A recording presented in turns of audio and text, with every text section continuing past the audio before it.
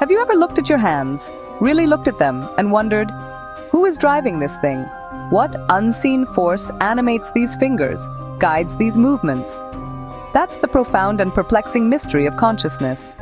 It's a question that has haunted thinkers for centuries. You are stardust, quite literally, forged in the hearts of ancient dying stars, scattered across the cosmos, now miraculously arranged into a living, breathing, thinking being, capable of pondering its own existence. Inside this incredible cosmic vessel, this body of yours, there is an experience, a unique and irreplaceable you. You feel warmth on your skin, taste the sweetness of a ripe fruit, remember the faces of loved ones etched in the corridors of your memory. This intensely private and personal universe, this inner theater of sensations and thoughts, is consciousness. It's the ghost in the machine, the elusive presence that animates the physical form, the pilot of your starship, navigating the journey of life. Our journey together isn't across the vast expanse of space, though that's a worthy pursuit, but into the even more vast and uncharted territory of the human mind. The human brain, a mere 3-pound marvel of biological engineering, somehow, through mechanisms we are only beginning to understand, generates your entire subjective reality. How does inert matter, atoms and molecules, give rise to the rich, vibrant, and undeniable feeling of being alive? This remains science's greatest and most profound unsolved mystery, a puzzle that continues to challenge our understanding of the universe. Imagine, if you will, a universe utterly devoid of conscious observers, a silent, magnificent spectacle of cosmic beauty, unfolding in complete and utter isolation, unwitnessed and unappreciated. Then, against all odds, on one small blue planet, matter stirred and became aware of itself. The universe, through us, through our inquisitive minds, began to wonder about its own origins and its ultimate fate.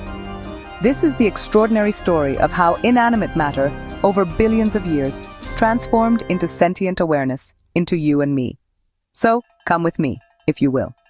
Let's voyage together to the very center of the mind, to the heart of consciousness itself. We'll explore the cutting-edge discoveries of neuroscience, the timeless wisdom of philosophy, and grapple with the deepest and most fundamental puzzles of existence.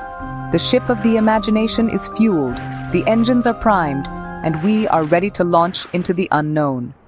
Think of consciousness. It's a concept we use every day, but rarely stop to truly define. Imagine it as your mind's operating system, the software that brings all the hardware together. It's constantly integrating your senses, sight, sound, touch, with your memories and your goals, both short-term and long-term. All of this information is woven into a unified story, a continuous narrative that defines your experience. It's like the CEO in your brain's boardroom, the one calling the shots, weighing options, and making decisions. It's the part of you that's constantly making executive decisions, both big and small, shaping the course of your day and your life. It's also the narrator of your life story. The voice that recounts your experiences, interprets your feelings, and gives meaning to your journey. It's the inner voice, the one you call me. But who exactly is this narrator, this me, that we all refer to so casually? And perhaps even more fundamentally, where does it live? Is it a specific region of the brain or something more distributed? That's where things get really interesting and where the true mysteries begin to unfold. So let's dive deeper and explore some of the scientific perspectives on this elusive phenomenon. Scientists often distinguish between two key aspects of consciousness. Access consciousness. This refers to information that you can readily access and use for reasoning, planning, and reporting. And then there's phenomenal consciousness. This is the subjective raw feeling itself, the qualitative experience of what it's like to see, hear, feel, or think. The really big mystery, the one that continues to baffle neuroscientists and philosophers alike, is how the brain, a physical organ, actually produces that raw, subjective experience. So, what exactly is consciousness at its most fundamental level? At its core, it's subjective experience, the unique and personal way you perceive and interact with the world. It's the what it is like to be you, with all your individual thoughts, feelings, and sensations. A rock, for example, doesn't have this subjective experience, but you do, and that's what makes you conscious. It's the redness of red, the specific way that color appears to you. It's the sharp, unpleasant pain of a stubbed toe, a sensation that's uniquely yours. It's the uplifting joy of music, the way a particular melody resonates within you. Philosophers often refer to these individual, subjective experiences as qualia. They are the building blocks of your private inner world, the unique landscape of your consciousness. I can scientifically describe red's wavelength, its position on the electromagnetic spectrum, but I'll never truly know if your experience of red is exactly the same as my experience of red. Consciousness, as we understand it, has several key components that work together. The most fundamental of these are wakefulness and awareness. Wakefulness is simply the state of being alert and responsive to stimuli. It's being awake as opposed to asleep. Awareness, on the other hand, is knowing your surroundings, understanding your place in the world. It also includes self-awareness, the ability to reflect on your own thoughts, feelings, and experiences. When combined, wakefulness and awareness create the rich and intricate tapestry of conscious life, the ongoing movie of your mind. Combining these tools and studying patients with brain injuries lets us piece together the puzzle of consciousness. Each clue brings us closer to mapping the neural correlates of experience. The black box of the mind is slowly opening. For centuries, we could only study the mind from the outside, through introspection and behavior. But now, we have tools to peek inside the living brain. Functional MRI tracks blood flow, showing which brain regions light up during specific experiences. It's like seeing a city light up at night. EEG, on the other hand, measures the brain's electrical rhythms in real time. It's perfect for tracking rapid changes in brain states. These theories open up mind-bending possibilities about AI and the consciousness of other systems. The debate is fierce, but each theory brings us closer to understanding. The quest continues. Einstein UT predicts that any system with the right information structure, even a complex circuit, could be conscious. It even gives a mathematical value, phi, to measure consciousness. Hi-fi means high consciousness, lo-fi, less. We can see where consciousness happens in the brain, but how does it happen? One leading idea is global workspace theory. Your brain is a theater, with most work backstage. Only a few things make it onto the brightly lit stage. What you're conscious of. Consciousness is the information broadcast to the whole brain. Another contender is integrated information theory, or IIT.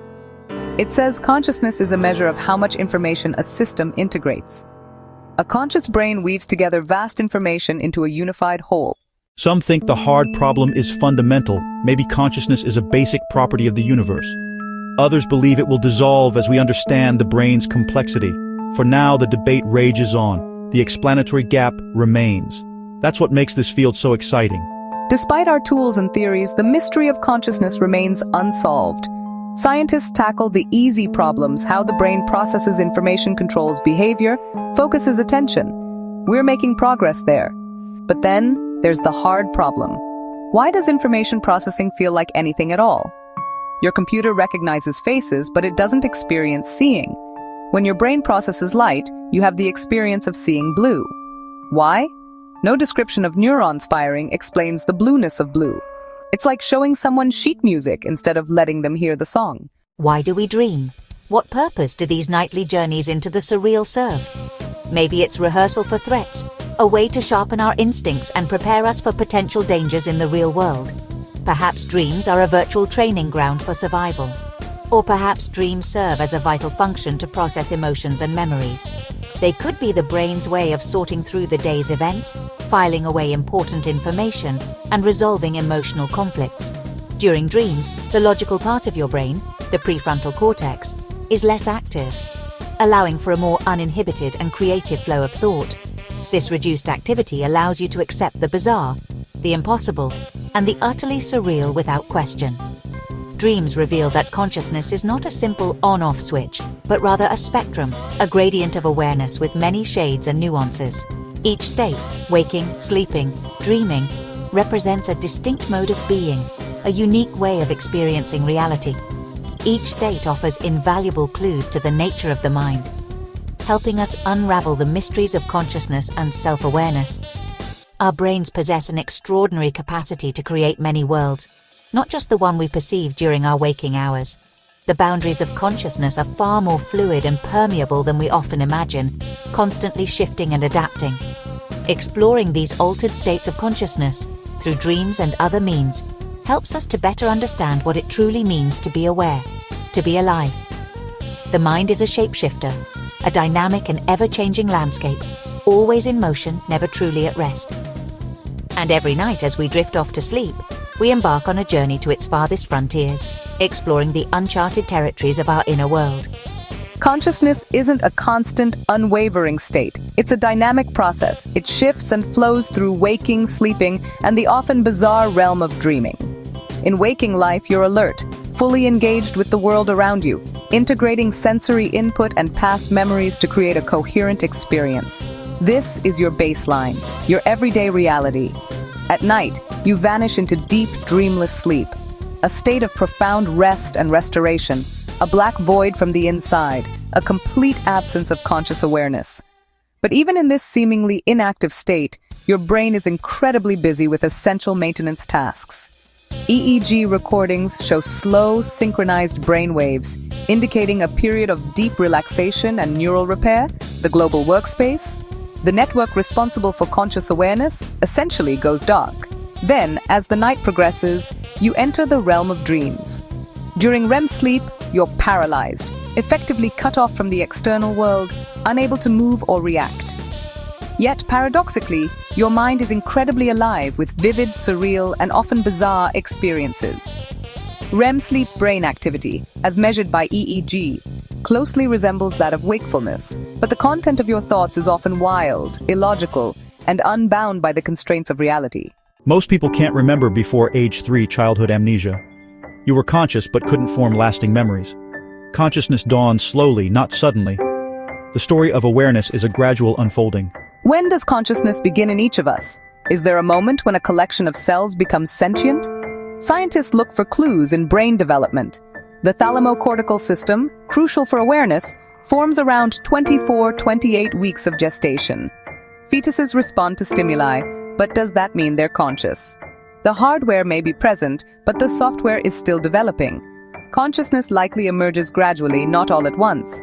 A fetus might have a dim, primitive awareness. A newborn's mind is a blooming confusion. In 2012, neuroscientists signed the Cambridge Declaration on Consciousness, stating that many animals possess the neurological substrates for consciousness. This was a landmark. Science formally recognized that we share the planet with other thinking, feeling beings. This realization changes how we see and treat other species. Our responsibility extends beyond our own kind. The world is full of other minds. We are not alone in our awareness. Are humans the only conscious beings? Science now says no.